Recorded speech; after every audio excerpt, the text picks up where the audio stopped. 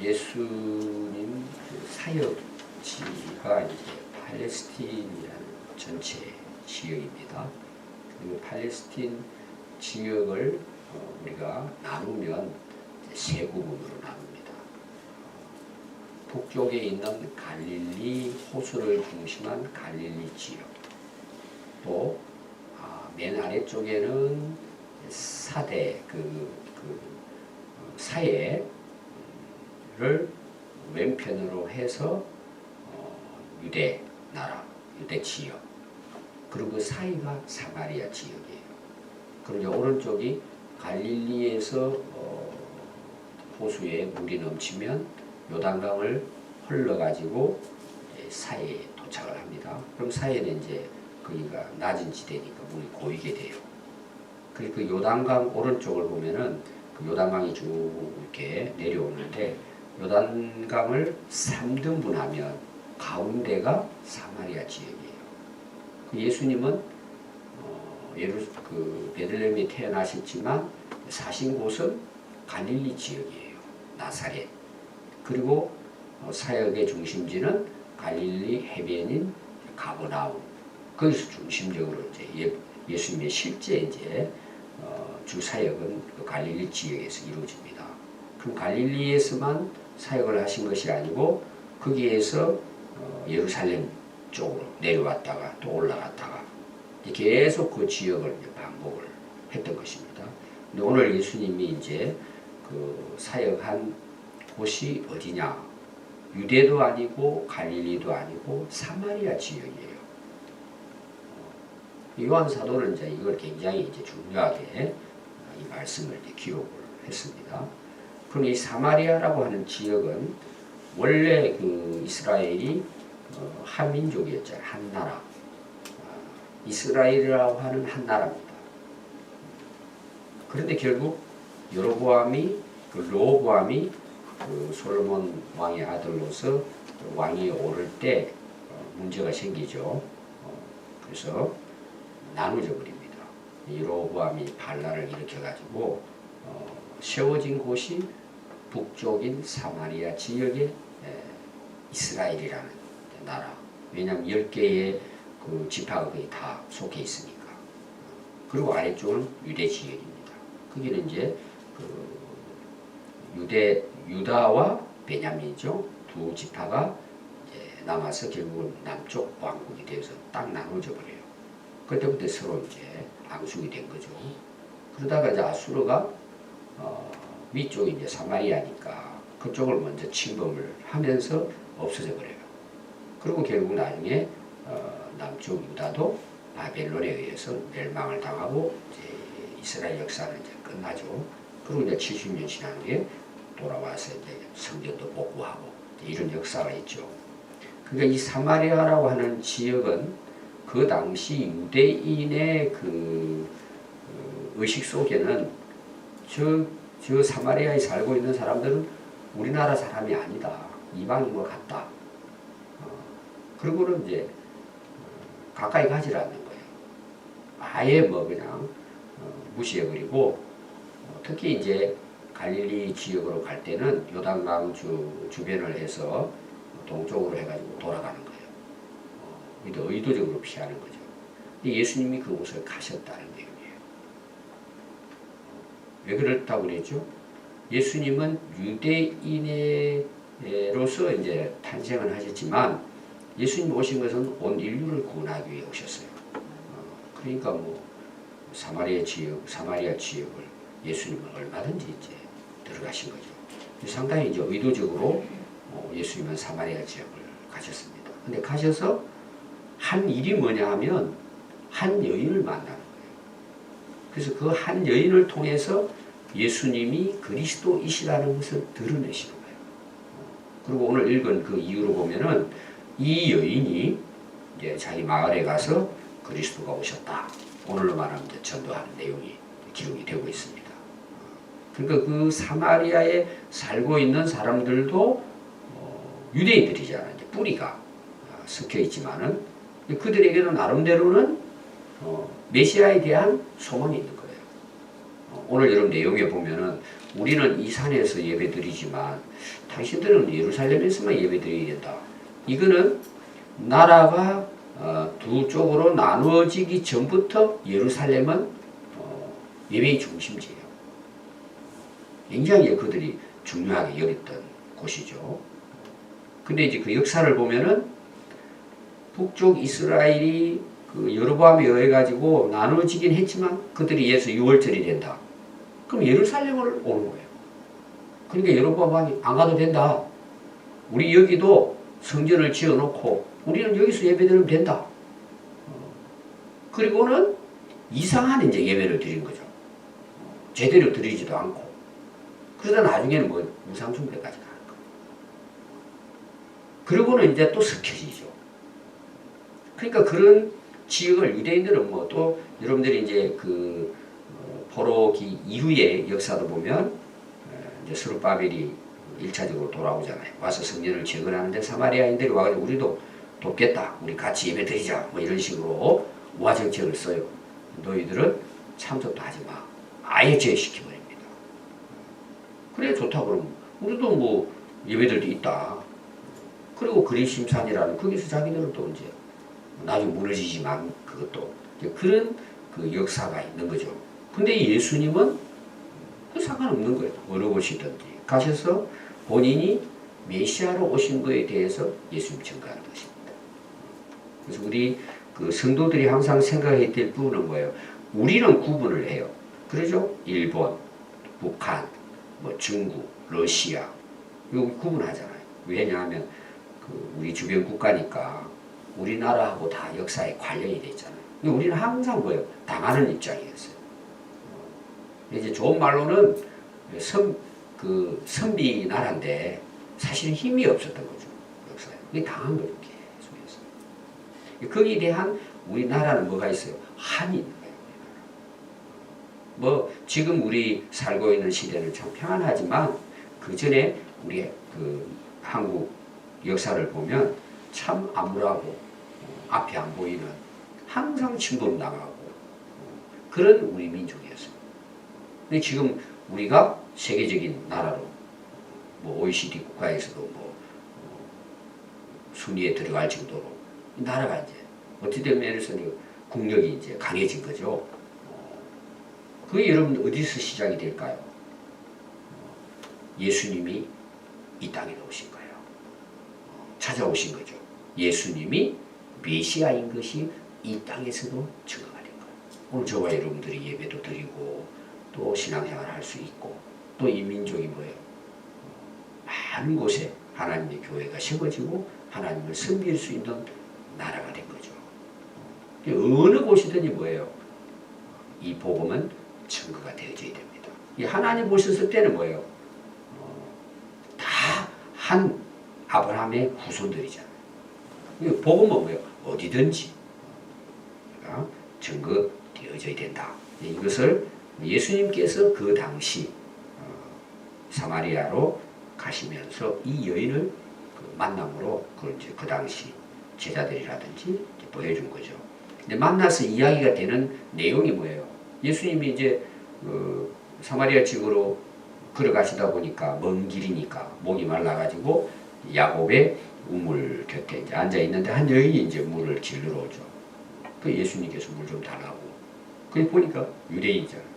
어떻게 유대인이 나에게 물을 달라 하나? 당신들 우리를 상종도 하지 않고 우리를 무시하는데 뭐 물 달라고 하느냐?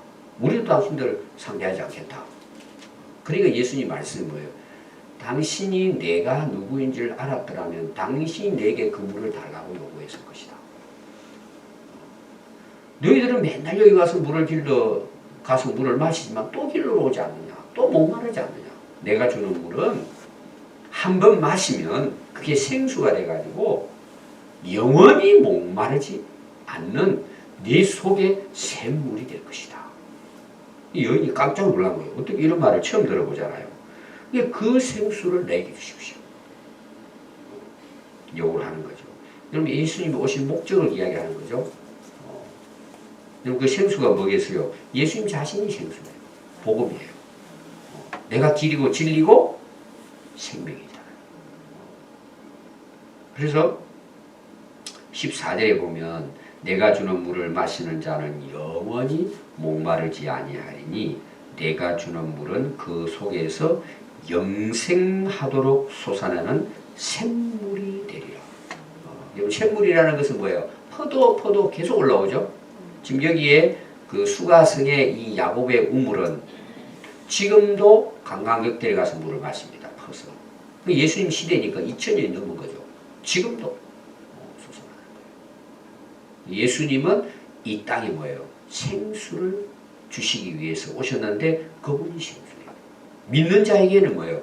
생수의 강이 이제 흘러 넘치게 되는 거죠. 그 여인이 그러면 그런 물을 내게 주셔서 다시는 목마르지 않고 여기에 물길로 오지 않도록 해주십시오. 요청을 합니다. 예수님이 우리가 지금 생각할 때는 뭐예요? 달라니까 줘야 맞죠? 예를 들어서 복음에 대해서 자신이 그리스도이다. 내가 바로 생수다.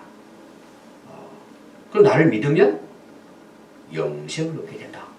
이 복음을 전하면 되는데 예수님이 질문을 합니다. 그래 너 마시고 싶니? 그럼 너 남편 데려오라. 뭐 들어볼 때는 너 남편도 와서 마시게 해라. 뭐 이런 어떤 질문이 같지만 그게 아니란 말이에요. 그 생수를 마시기 위해서는 네가 네 스스로 네 모습을 알아야 된다는 얘기예요.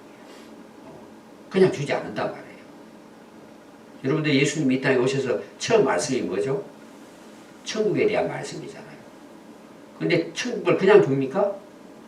누구에게 줘요? 회개하는 자에게 주어지는 거예요. 회개하라 천국이 가까웠다. 천국이 가까웠다는 건 뭐예요? 예수님 자신이 천국이에요. 생명이시니까. 그리고 여자가 하는 말이 나는 남편이 없습니다. 오늘 우리로 말하면은 제대로 결혼해서 살아본 적이 없다는 뜻이에요. 그냥 이 남자 저 남자 그렇게 인생을 살아온 것이죠. 그러니까 예수님께서 그래 맞다. 네 말이 옳다. 너는 진짜 남편이 없어. 지금 너 함께 사는 것도 남편도 내 남편이 아니야. 그냥 즐기기 위해서 이제 살아간단 말이에요. 지금까지 그렇게 인생을 그렇게 살아온 거예요. 그러니까 여러분 그 인생이 어떨 것 같아요? 이제 오늘하고는 약간 이제 문화가 다를 수도 있어요. 참 그 인생이 어떨 것 같아요? 그러니까 항상 뭐예요? 갈급한 거예요. 근데 채워지진 않는 거예요. 인생이 이제 그렇게 살아온 거죠. 그래서 이 여자가 이 예수님 말씀을 듣고 다 고백한 게 있어요. 당신이 바로 선지자이십니다. 어떻게 자기를 알아요? 처음 보는 남자인데 지나가면서 만났는데 예수님은 의도적으로 이제 찾아가신 거죠. 사실은 그 여인을 만나기 위해서 그 갈급함이 있잖아요. 갈급함. 여러분 우리가 이제 인생을 살다 보면 갈급할 때가 있어요. 다 가진 것 같는데 아무것도 없는 거예요. 성공하는 것 같는데 뭔가 자기 꿈을 성취한 것처럼 생각을 했는데 어느 날 보니까 이게 아무것도 아닌 거예요. 진짜 이건 그 껍데기인 거예요. 그냥 바람에 날아가 버리면 아무것도 필요도 없는 진짜 내게 만족을 줄 수 없었단 말이에요. 여러분 사람들이 거의 대부분 이걸 경험합니다. 그래서 우리 안에는 뭐예요? 인간이 채울 수 없는 게 있어요. 그게 영적인 부분이에요. 또 뭘까요? 영생이에요. 영생. 저는 장례식 갈 때마다 저 스스로도 생각을 해요. 참 인생이 이렇게 해서 가는구나. 언젠가 저도 저 관 속에 들어가고 묻히겠구나. 어떻게 생각하면 참 끔찍한 일이죠. 근데 우리가 그 죽음 앞에서도 우리가 뭐예요? 담담하게. 오히려 또 뭐예요? 감사함으로 소망 가운데 우리가 죽음을 맞이할 수 있는 이유가 뭘 같아요? 우리는 영생을 얻었단 말이에요. 그리고 뭐죠? 우리 영원한 하나님 나라 가는 거예요. 여러분 기독교의 핵심은 뭐예요? 예수님이 생수고 예수님이 우리에게 뭐예요? 영생을 주시는 분이라는 거예요. 여러분 이것만큼 놀라운 복음이 있을까 이 땅에. 이 여인은 뭐예요? 일단 자기를 알아주니까 내가 이렇게 살아오고 어떻게 알까? 깜짝 놀랐겠죠. 당신은 선지자다. 하나님 보낸 자다. 그렇지 않고는 어떻게 나를 알 수 있겠느냐. 그러면서 질문을 합니다. 우리 조상들은 이 산에서 예배를 하고 있었는데 당신들 유대인들은 예루살렘에서 예배드려야 한다고 한다. 예배에 대한 이야기를 합니다. 이 여인도 어찌되든 사마리아인이지만 예배를 드렸다고 볼 수 있어요. 우리가 그런 거 있잖아요. 세상 거 다 해도 부족하고 만족이 없고 인생에 대해서 해감이 오고 한번 교회로 또 나가봐야지. 또 예배도 드려보고. 오늘날 교회 다니는 분들 중에서도 아직까지 교회는 다니고 예배는 드리고 있지만 뭐예요? 인생에 대해서 허무감을 어떻게 보면 참 이 삶이라고 하는 것이 정말 헛되구나. 교회를 다니는 사람 중에서도 그걸 경험하는 사람이 굉장히 많아요. 그래도 하나님, 예수님에 대해서 확신이 없으니까 뭐예요? 그냥 그거를 가지고 다니는 거예요. 빨리 예수님 만나면 이게 해결이 되는데 이 여인도 마찬가지입니다. 그 예배를 잘 드려야 되나? 예를 들면은 예루살렘 가가지고 예배를 드려야 되나? 이런 예배에 대한 이제 생각을 한 거죠. 왜 선지자라고 그가 인정을 했기 때문에 물어본 거죠. 어떻게 해야 하나님, 오늘 말하면 잘 하나님을 섬길 수 있을까? 그래서 예수님이 그 여자에 대해서 대답을 하죠. 첫 번째 한 말이 뭔지 아세요? 내 말을 믿어라. 사실은 신앙생활은요, 예수님 믿으면 끝이에요. 완성이에요. 예수님을 제대로 믿으면 뭐예요? 상 받기는 거예요. 예수님 제대로 믿으면 뭐예요? 예배 영광이에요. 그래서 모든 우리 신앙생활 시작, 제대로 된 시작, 예배뿐만 아니고 우리 하는 모든 일, 우리 인생 모든 것의 답이 뭐예요? 예수님 믿는 거예요.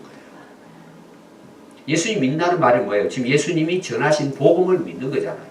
그건 또 예수님을 믿는다는 말이죠. 우리가 예수님을 믿으면 그분의 말씀을 믿잖아요. 진리로.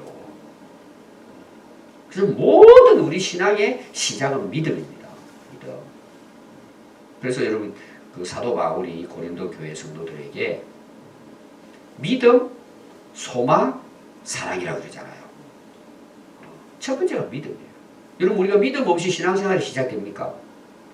아직 안 된 거죠. 그거는. 어떤 분들은 교회 나와가지고 예수님은 안 믿으면서 예배도 잘 드리고 봉사도 하고 교회 생활 잘 할 수 있어요. 믿음이 시작 안 된 거예요. 다시 말하면 뭐예요? 영생을 얻지 못한 거예요. 모든 신앙생활의 출발은 예수님을 그리스도로 믿는 것입니다. 이 여인은 이제 아직 메시아인 걸 모르는 거죠. 그래서 이 산에서도 말고 예루살렘에서도 말고 너희가 하나님께 예배 드릴 때가 이르리라. 너희는 알지 못하는 것을 예배하고 우리는 아는 것을 예배하노니 이는 구원이 유대인에게서 남이라. 그럼 여기 예배할 때라는 걸 왜 강조했을까요? 예수님이 오신 그때예요.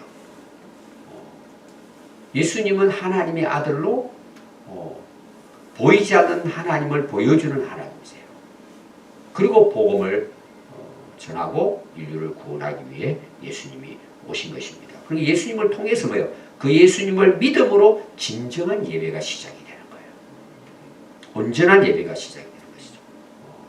오늘 우리가 참 모이기 어려운 지금 상황에 놓여 있지만 제가 이제 이게 지난주 설교한 내용이잖아요.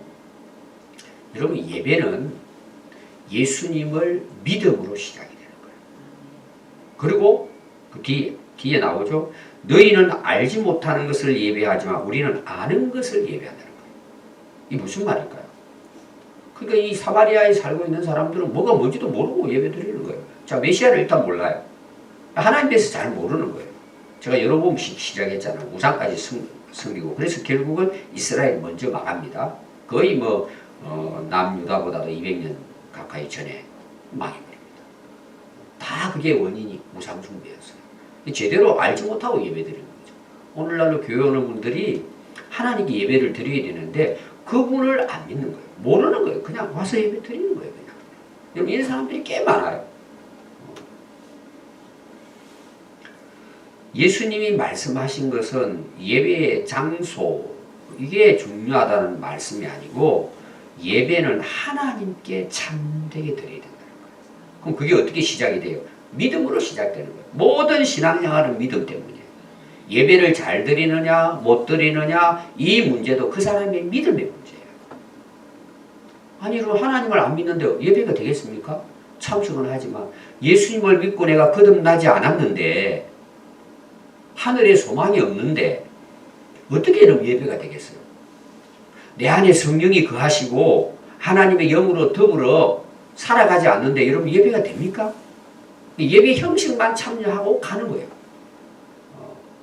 그러니까 결국 어떻게 돼요? 그게 안 믿는다는 거예요. 예배는 뭐예요? 정말 하나님을 믿는 사람들이 드리는 것이 예배예요. 미국에서 이제 한참 유행됐던 게 있어요. 구도자 예배라는 게 이제 한참 유행돼요. 다시 말하면 전도를 위한 예배죠. 그걸 성경적으로 바로 파악을 하면 그건 잘못된 내용이에요. 여러분 불신자들은 예배 드릴 수가 없어요. 차라리 전도 집회 이렇게 하면 괜찮아요. 전도 행사 그건 괜찮아요. 물론 거기 믿는 사람들이 예배 드리는데 안 믿는 사람이 왔으니까 뭐 예배라고 말을 할 수 있지만 의도는 뭐예요? 구도자들을 위한 예배라는 거죠. 그런 밖에. 구도자들은 예배가 안 되죠. 물론 그 중에 이제 복음 전해서 믿고 예배 드릴 수 있게는 되겠지만 지금 없어져 버렸습니다. 그래서 교회 목사님이 아마 한 몇 년 전에 구도자 예배 자기가 그걸 이제 세계적인 그 문화화 시켰는데 그걸 회개했습니다. 하나님 앞에.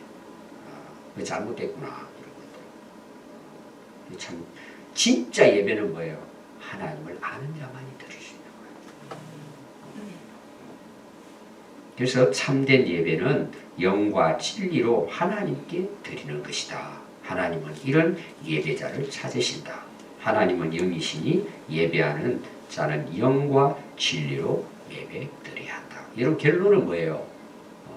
예수님이 참 생수이시고 그 예수를 믿음으로 우리를 영원한 생명으로 인도해 주시고 또 우리 안에 뭐예요? 우리 어제 말씀했죠. 우리 안에 생명이 있는 거예요. 영생이 있단 말이에요. 그 영생 받은 하나님의 백성들의 삶이 뭐예요? 하나님을 참되게 예배하는. 그러니까 하나님 만나면 그건 뭐예요? 예수님 진짜 믿으면 참된 예배는 드리게 된다는 거예요. 왜 그런 줄 아세요? 제가 예배는 모든 신앙생활의 목적이라고 제가 이야기했습니다. 성경 전체에서 기록하고 하나님께서 인간을 만드신 목적은 하나님을 예배하도록 우리 인간을 창조했단 말이에요. 근데 이제 범죄하고 난 다음에 하나님을 떠나고 등 돌리고 우상을 숭배했는데 예수님이 오셔서 우리를 다시 하나님 자녀로 거듭나게 하는데 거듭난 성도의 삶은 사실은 창조 인간이 범죄한 전으로 회복이에요. 그 회복된 삶이 뭐예요? 참되게 하나님을 예배하는 삶으로 살아가는 거예요. 예배는 신앙생활의 일부분이 아니고 예배 자체가 우리 인생이에요. 그게 우리 목적이에요.